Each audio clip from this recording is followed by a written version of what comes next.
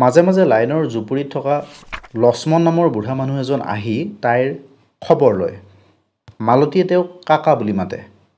মালতীয়ে কাকাক শ্ৰদ্ধা কৰে। সদায় মাত লগোৱাৰ দৰে কাকাই সেইদিনাও মাতষাৰ দিলে আৰু মালতীক ক'লে, যি হ'ব লগা আছিল হ'ল, দুখ কৰিনো কিটো হ'ব, আৰু ইমান অকলশৰে তই কেনেকৈ থাকিবি সদায়। গতিকে নতুন এখন সংসাৰ পতাৰ কথা ক'লে। কাকাই আৰু এদিন আহি মালতীক ক'লে বাগিচালৈ নতুনকৈ অহা ছোটো চাহাবৰ কথা। চাহাবে বাগানত অকলে থাকে। চাহাবে মালতীক নিজৰ মেম কৰি লোৱাৰ ইচ্ছা কৰাৰ কথা ক'লে। কাকাৰ কথাত মালতী মনে মনে থাকিল। চাহপাত তোলাৰ সময়ত মালতীলৈ ছোটো চাহাবে চাই থাকে। কাকাৰ কথামতে মালতী এদিন গধূলি ছোটো চাহাবৰ বাংলালৈ গ'ল। কাকাই মালতীক চাহাবৰ হাতত অৰ্পণ কৰিলে। সেইদিনাৰ পৰা মালতী গুচি মালতী মেম হ'ল। ভগা পজা এৰি বাংলাত থাকিবলৈ ল'লে। দিনবোৰ সুখেৰে যাবলৈ ধৰিলে।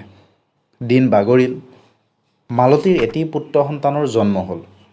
জন্মৰ অলপ দিন পিছতে চাহাবে সন্তানটিক ক'ৰবাত থৈ আহিল। মালতী সুধিলে কয়, পুত্ৰৰ ভৱিষ্যত উজ্জ্বলৰ কাৰণে তাক কোনোবা মিছনত থৈ আহিছোঁ।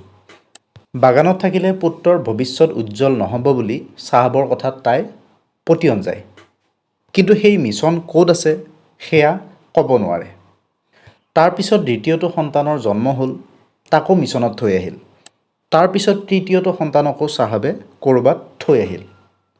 সেই তিনিটা সন্তানৰ এটাকো মাকে দেখা নাপালে। এদিন চাহাবে মালতী মেমক এৰি বিদেশলৈ গুচি যায়। যোৱাৰ আগতে চাহাবে মালতী মেমৰ বাবে বস্তিত ঘৰ বাৰী কৰি থৈ যায়।